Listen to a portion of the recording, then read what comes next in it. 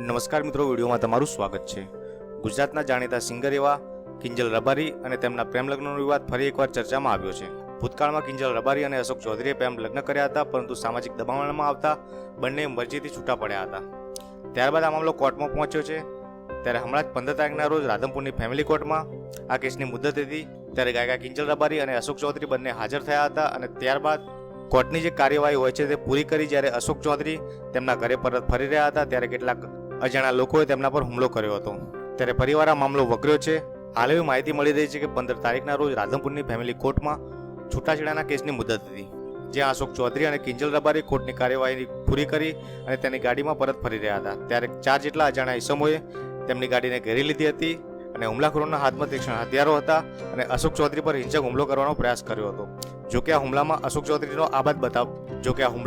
ચૌધરીનો બચાવ થયો છે।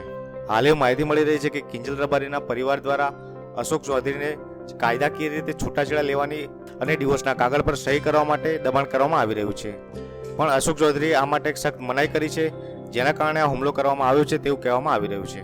તો હાલ મિત્રો, આના વિશે તમારે શું કહેવું છે તમે કોમેન્ટ કરી અને જણાવી શકો છો।